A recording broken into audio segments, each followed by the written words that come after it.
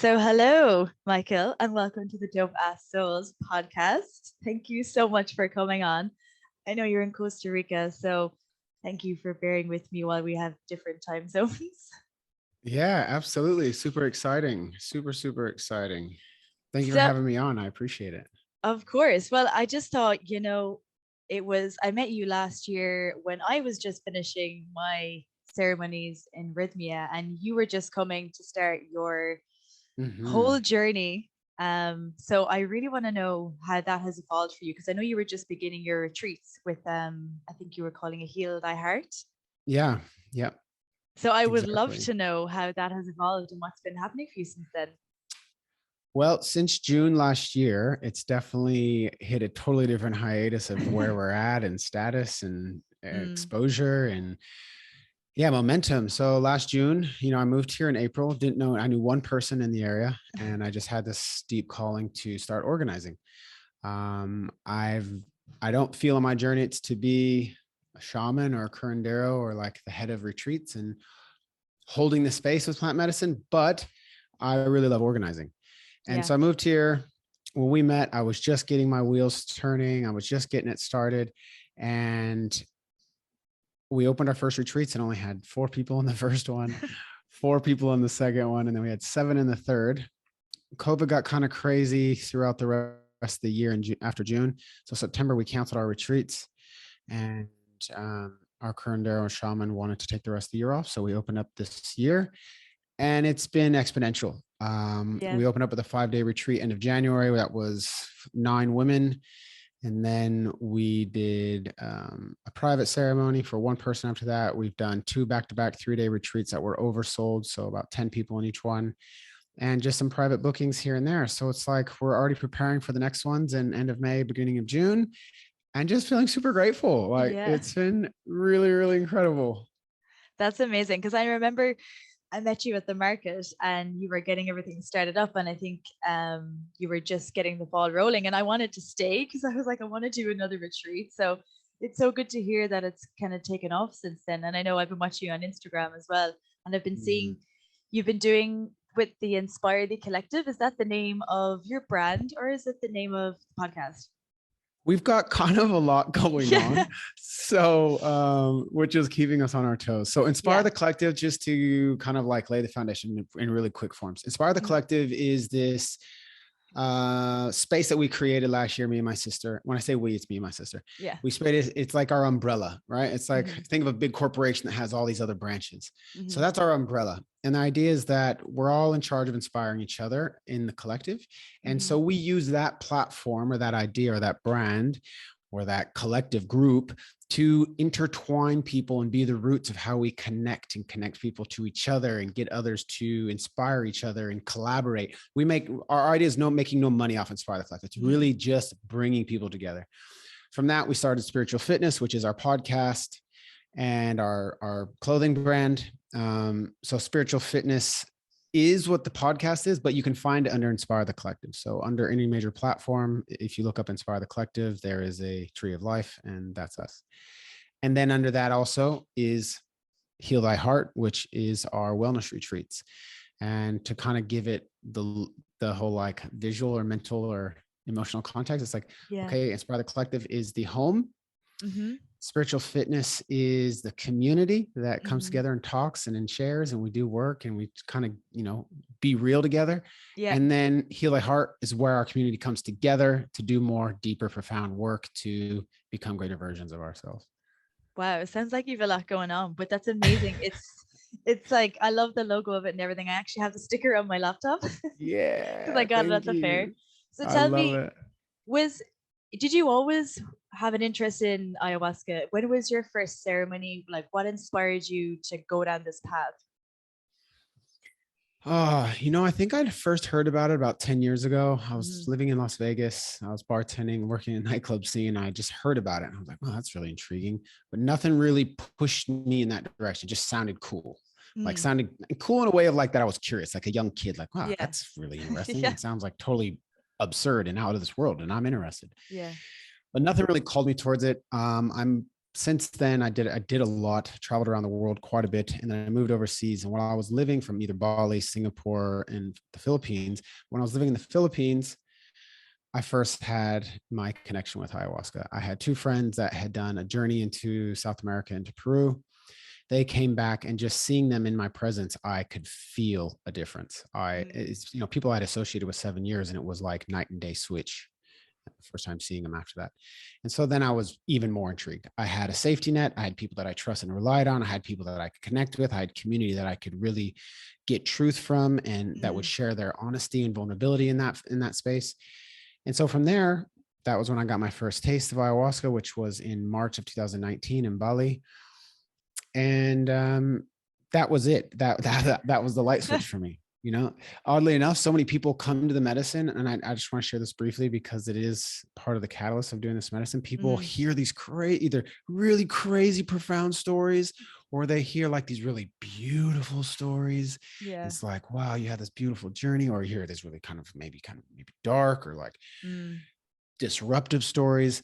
And some people come looking for that profoundness, right? They're looking for something. And for me, my first few ceremonies, I got nothing. No visions, no story, no downloads, no nothing. I got, but that's me in retrospect. Knowing now, clearly I got something. Yes. I went back to my job in the Philippines. I was working in hospitality in hotels and casinos, and 2 months later, quit my job. Me and my curiosity from 10 years ago was like, we need to know more. Bought a one ticket to South America and spent 3 months in South America. A month of that, I was living in the Amazon, and just connecting with myself, healing my inner self, and kind of digging up my traumas that's been holding me back from reaching a greater version of myself, which is where I'm living in right now. Wow. So you went to the Amazon. Did you do a dieta? Yes. Yeah. I ended up staying with a Shipibo tribe in Peru outside of Iquitos. Cool thing about Iquitos, it's the largest city with no roads going into it.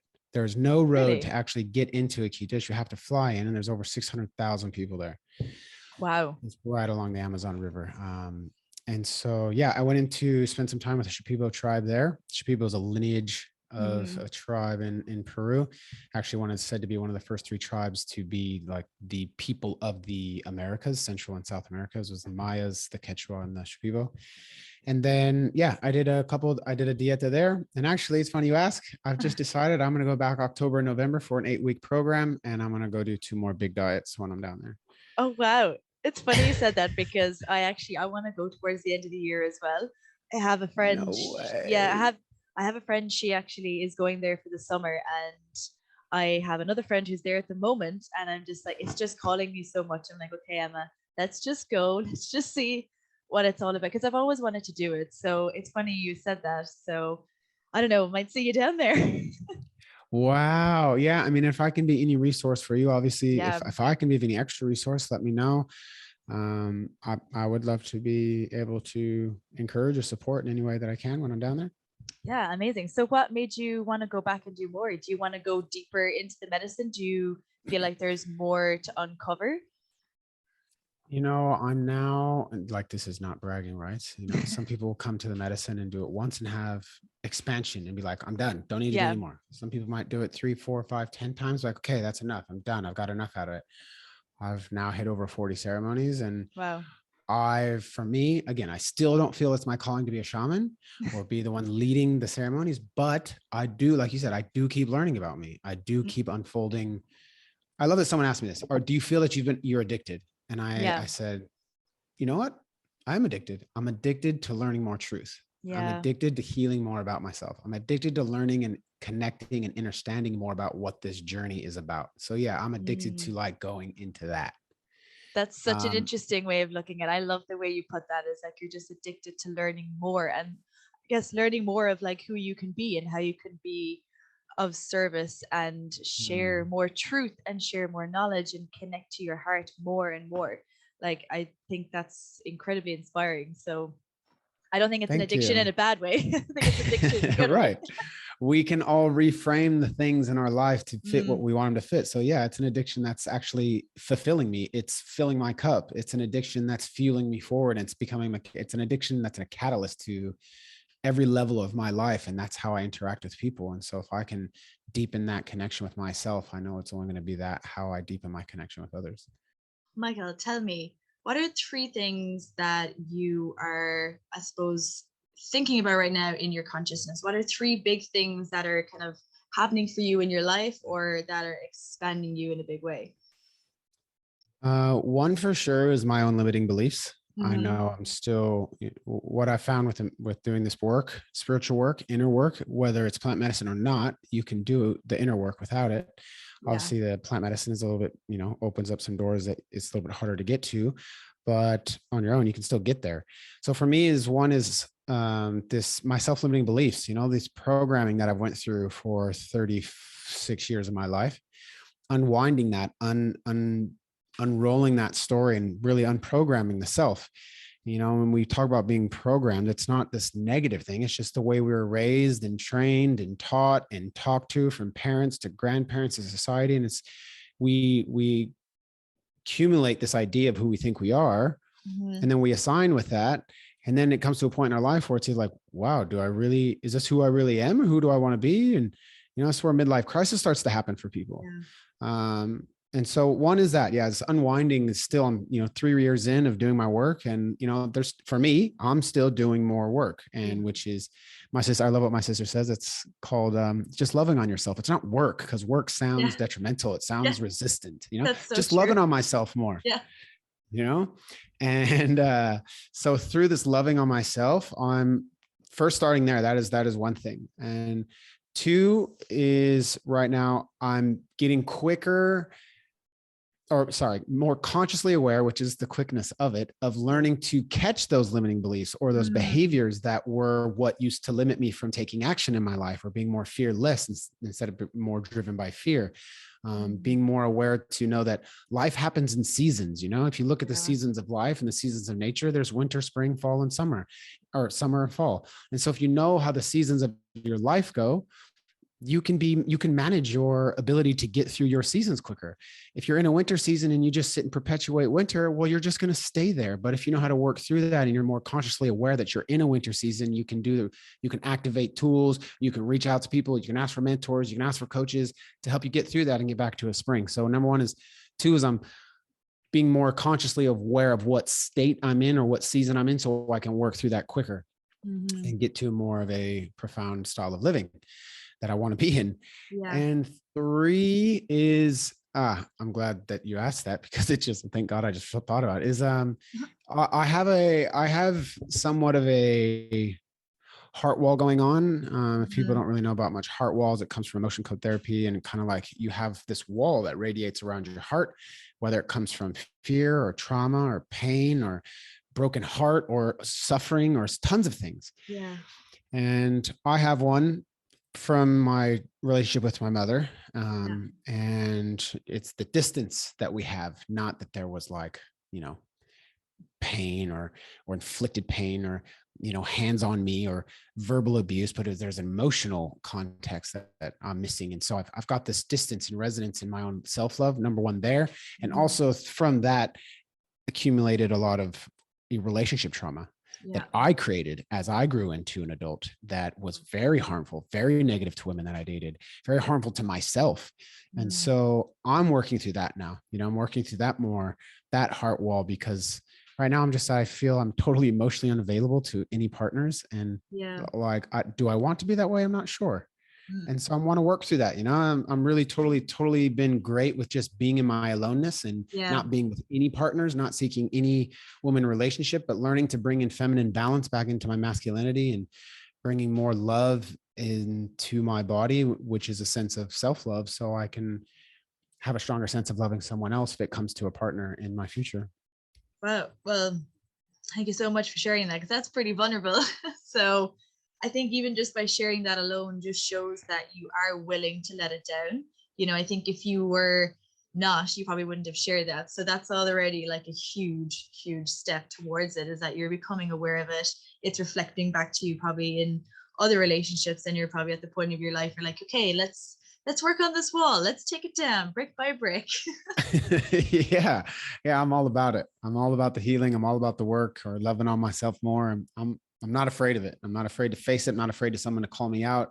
Yeah. I'm not afraid to point the finger at me and say, hey, what about this? Or you made me feel this way, because it makes me look at myself. You know, I Yeah. no longer feel attacked when people want to point things out of how I show up in their life, where I used to feel judged Yeah. or not accepted or not loved or not worthy. And, oh, you don't like me. Now it's like, okay, well, I just need to look at myself. You know, Yeah. what am I not doing, or how am I showing up in your life?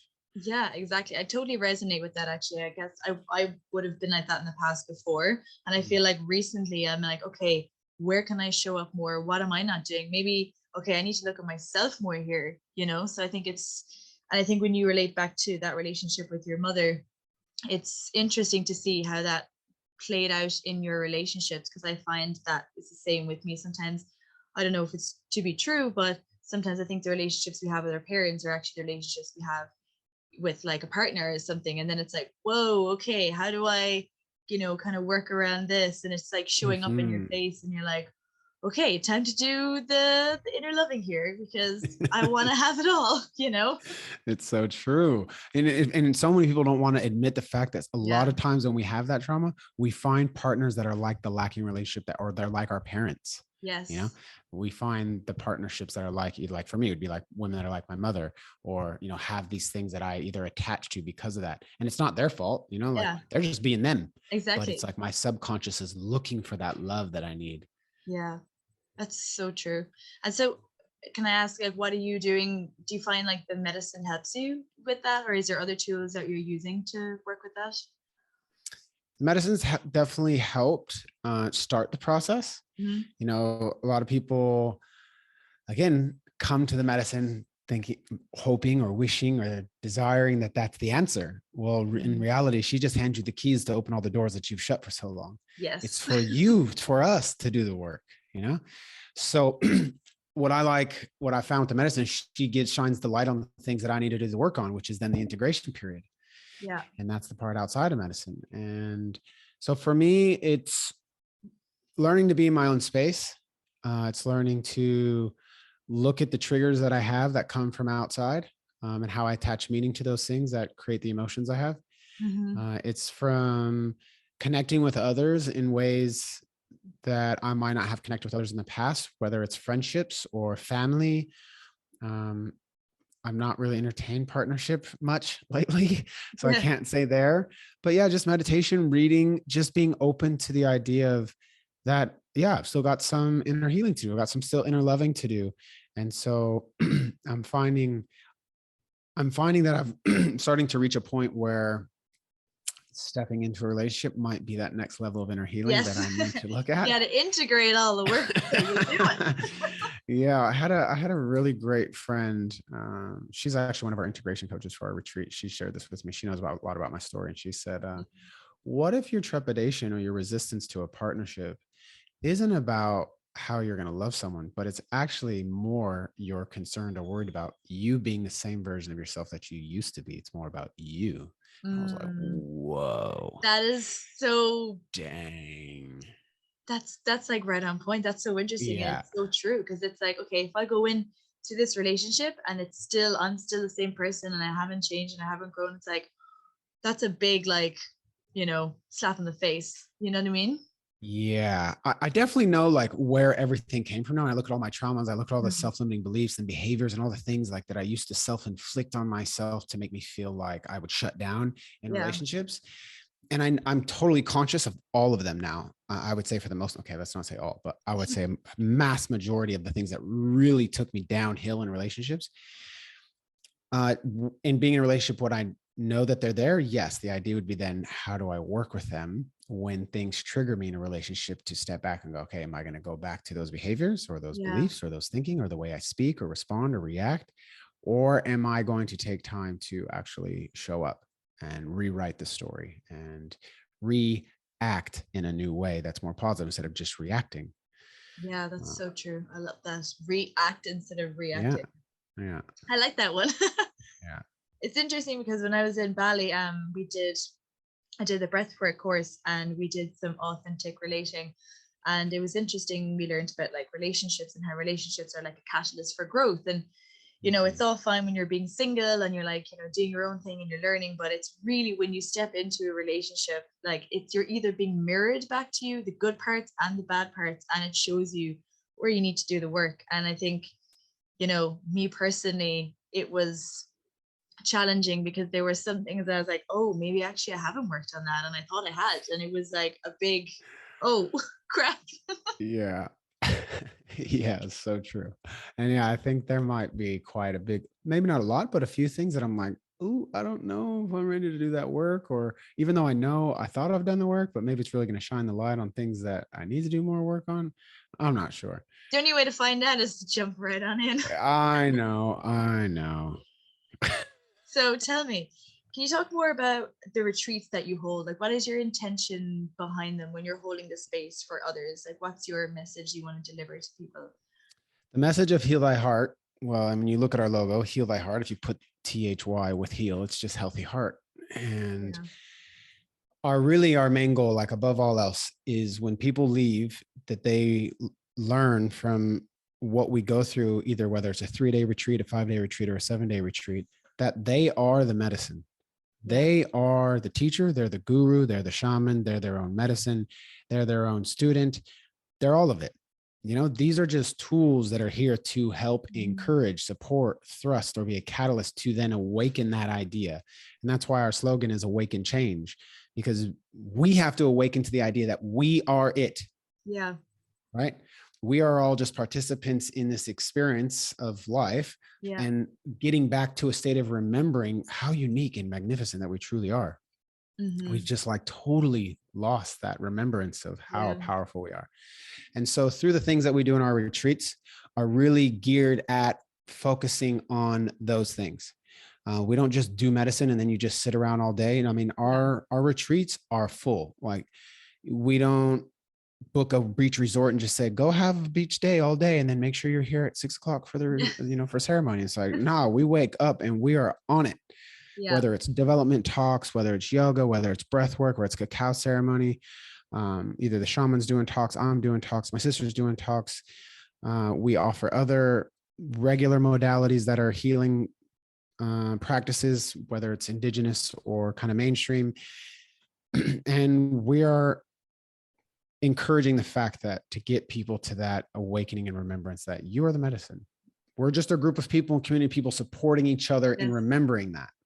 It's so true. And it's like that saying of like, we're all just walking each other home. You know, I love it. Yeah. It's like, it's such a beautiful saying. And I always like try to remember it when sometimes, you know, you're either triggered by someone or something's going on. You're like, at the end of the day, we're literally all just awakening back to our true selves and coming home to who we really are. Like, you're not your traumas. You're not what has happened to you.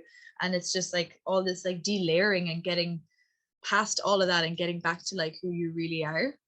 Yes. I know our shaman said in our last retreat, he always has this amazing nuggets he drops out of nowhere.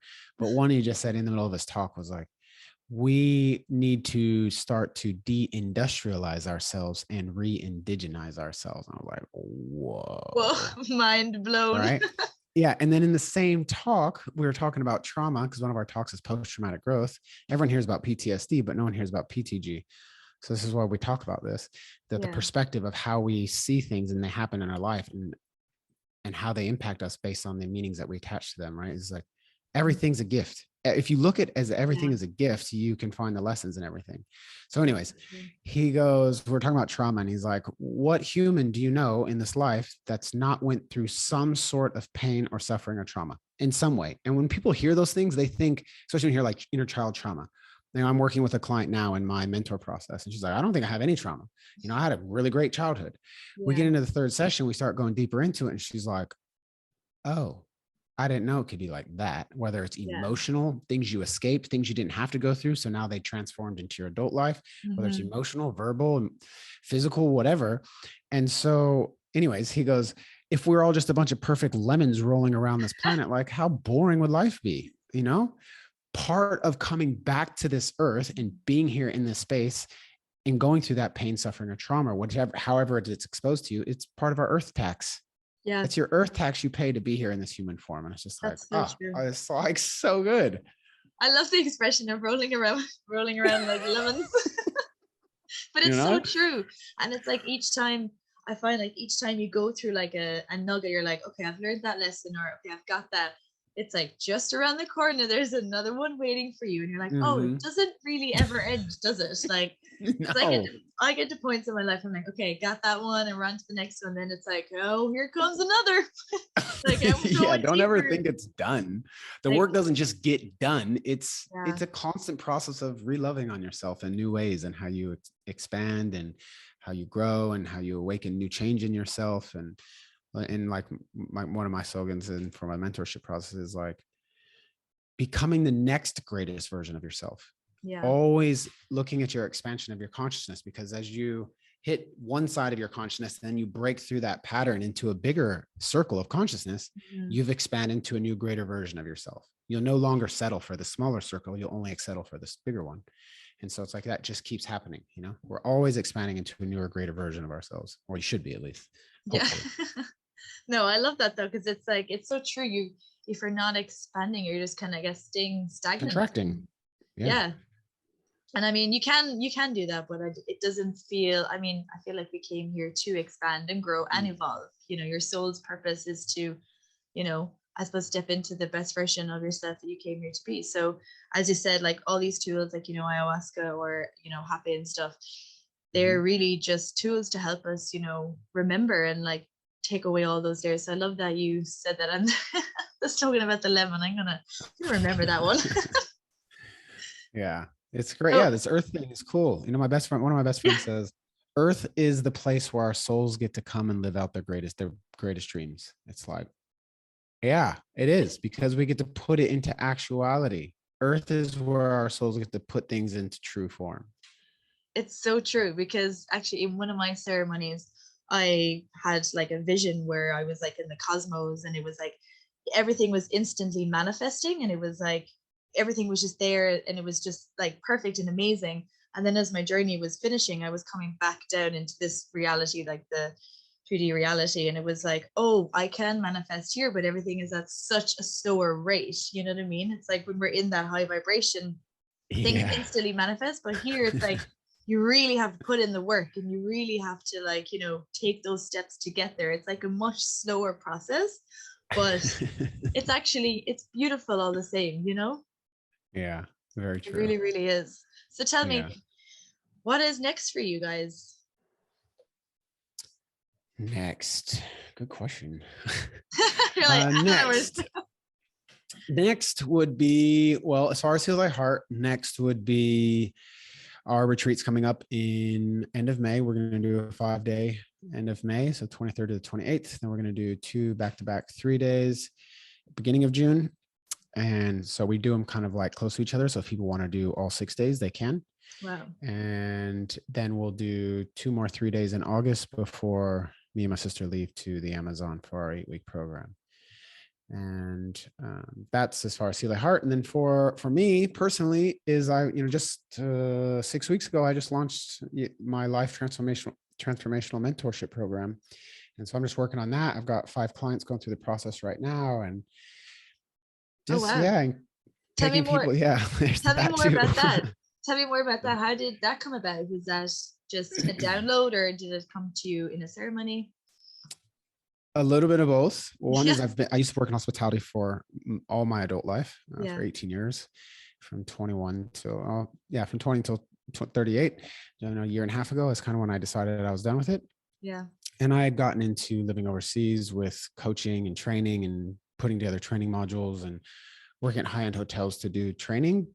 And so I've really enjoyed that, helping others realize their own potential. And that's really been my focus. And I guess the short story is I've worked with my coach and one of my mentors, and just they've been helping uncover my stories and digging into my purpose and what is my beliefs around what I want to do and achieve in life, and what is this legacy that I want to leave for humanity, and what's my dharma really.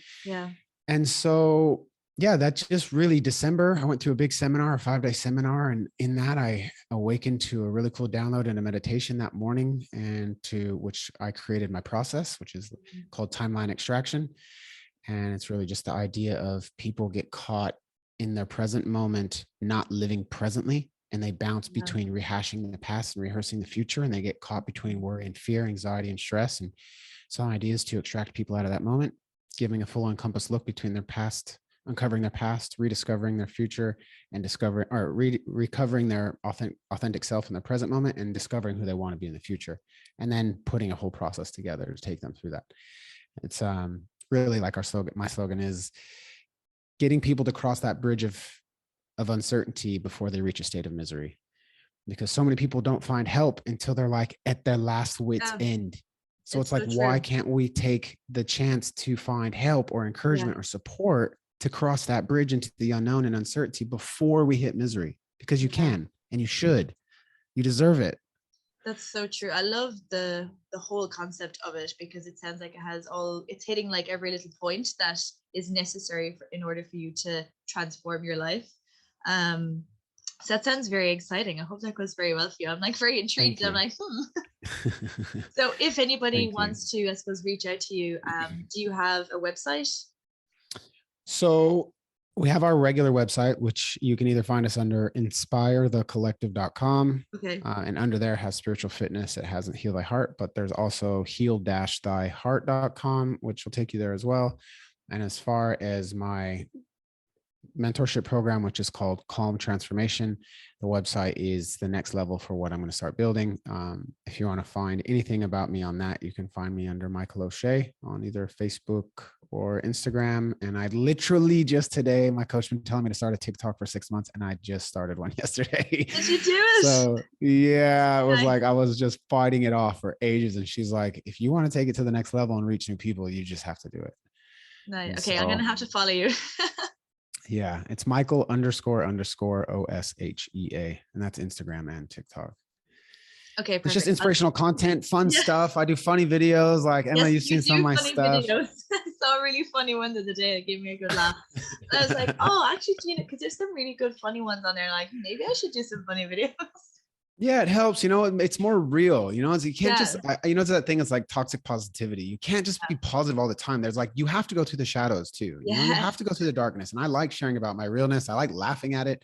I like calling it out. When I'm calling stuff out, it's not to say that I don't go through it, because I like talking about going through it. I go through it all the time. It's like, it does not end. And it doesn't end. The minute you think it does end, it's like, oh, here we go again. And I think the more you can embrace that journey of like, okay, when it's done and it's crap, like I find I tend to just like, I don't know if it's maybe a coping mechanism, but I find to just laugh my way out of it, because it's so ridiculous sometimes. I'm like, of course, like, thank you, universe. Like, okay, here's another lesson. Let's just get right into it. That's one thing I really try and empower in my mentor processes is perspective shift, is mindset shift through emotional context. And the idea is that life happens for us. It doesn't happen to us. Everything in your life happens for you. It doesn't matter how difficult, how hard, how stressful, how traumatizing, how painful it is. It happens for you. And it depends on how you attach your meaning to that experience that's going to create the outcomes of your life. And so that's really, really crucial. When I realized that and awakened to that from my coach, and one of my coaches taking me through that, I was like, whoa, okay. It puts you back in control. Yeah, it does. It empowers you rather than disempowers you. It brings you, how can I learn from this? How can I grow? What nuggets can I get from this and apply to my own life? No, I totally agree with that. Even though sometimes it's really hard when you're in it. You're like, totally. This is all happening for me, isn't it? You just want to like. So true. But then you get to the other side and you're like, oh yeah, now I can see. It's like this rainbow kind of effect, and you're like, okay, I get it now. Very true. So no, that's brilliant. Okay, Micah, thank you so much for coming on and sharing all of your knowledge. And what a wonderful, wonderful conversation. So many beautiful nuggets in there. And I wish you all of the best with your new business. I think that's going to really take off. I have a few friends going to Costa Rica. Actually, I'm going to send them right your way, because we'd love to meet with them. Yeah, they want to do some ceremonies, so I'll definitely send them your way. Yeah, even if we just connect, it would be great. But if they'd like to do some ceremonies, that's definitely, we'd love to do that, because it's, you know us, and you've run through with me. It's great. It serves its purpose. And we're just trying to meet that middle market or lower. How can we get more people to the medicine at a price that's reasonable, and still you get profound experience? Yeah. So we'd love to chat with him. We'd love to see him. Anyone has questions, you want to talk, we do Zoom calls. It's just, we can do one-on-ones. If you're just curious, Yeah. we would love to talk. We'd love to just meet with people that are curious about this journey. Okay. Amazing. Well, thank you so much. You're very welcome. Thank you so much, Emma. I really appreciate it. I love that you're doing this. I love the work that you're doing. I love the journey that you've had since we met in June. I love that you're willing to just throw yourself out there and just see what the world has for you and the universe is going to do with you. And it's really profound. You're really an inspiration to not only myself, but so many people in your network. So thank you for doing such things.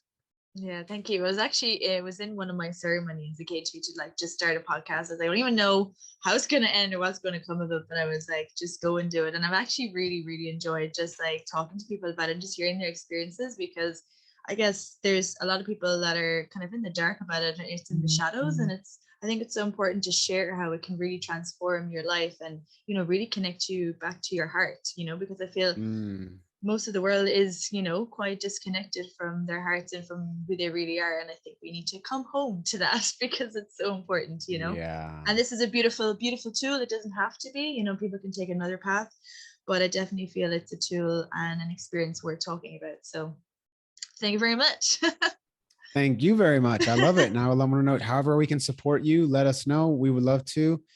And I look forward to you coming back to Costa Rica sometime soon. Yes, I will definitely be back to Costa Rica. Good. Okay. Thanks, Michael. Thank you. Have Bye. a great day. You too. All Have a right. Take wonderful day. care. Bye-bye. Bye.